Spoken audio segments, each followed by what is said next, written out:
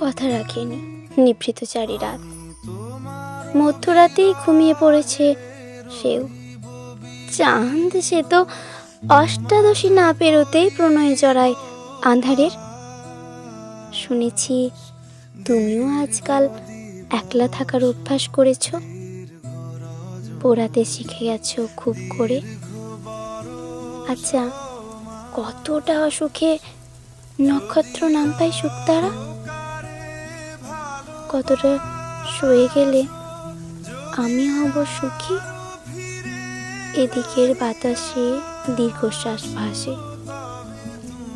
তুমি চিরসুখী হও, আমি না হয় শুকতারা হয়ে রই তোমার আকাশে।